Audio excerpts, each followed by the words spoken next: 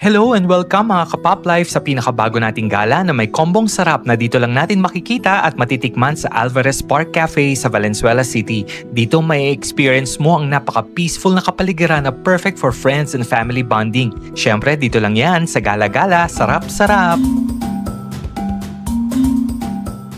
Nagsimula bilang isang simpleng palaisdaan noong 2020, ngayon ay isa ng malaking establishment na may floating restaurant, events place, day trip cabin at water activities. Halika, igagala ko na kayo. Una nating pinuntahan ang Fisherman's Point, ang isa sa kanilang floating restaurant na nagsiserve ng western food. Sa rooftop tayo pumunta para makita ang view ng buong park. So nandito tayo ngayon sa rooftop ng Fisherman's Point. Napakaganda ng view at napaka-peaceful. I'm sure pagka kumain ka dito ng western food na sineserve nila, mukhang masisiyahan ka talaga. Ito ang Kingfisher sailboat nila. Isa ring floating restaurant pero actually events place to. Pwedeng upahan ang venue for a basic setup for as low as 7,500 pesos lang. Isa rin sa mga highlight ng lugar ay ang Captain's Cabin na pwedeng rentahan for a day. Kailangan gumamit ng nilevel up na balsa papunta rito. Nasa 8,500 pesos a day naman ang renta sa cabin. Good for 20 packs na yan. Free ang water activities pati na rin ang pamimingwit kasama sa package. Kung mamimingwit ka lang naman ay nasa 300 pesos a day ang bayad sa activity pero syempre iba pa ang fee dun sa mahuhuli mong isda. Nakakain ba nila yung mga finifish nila? Opo, yung nagbibingwit? Opo, yung naberent din po ito. Pag nakahuli po sila, iniihaw po nila rito. Tinulungan na tayo ni Kuya Marvin para iset up yung fishing rod. Naku, yung fishing rod pa lang, nanlalaban na. Let's do this! Ayan, so siguro mga after 2 hours, pwede na tayo makabingwit.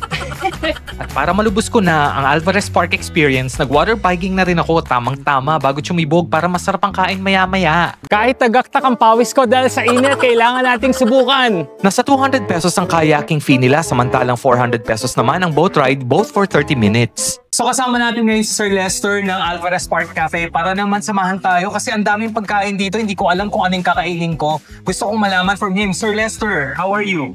Good ka naman. Sabihin mo naman sa akin ano itong mga nakahanda para tikman natin ngayong araw. Meron tayo dito sir, steamed pampano with tausi, pinakbet with bagnet, beef kare-kare, prawn salad, Shanghai. Ito ba yung mga best seller ninyo? Yes sir, hot salad yan sir na may shrimp. Hot salad na may shrimp. So, ano siya, warm? Hot na nga eh.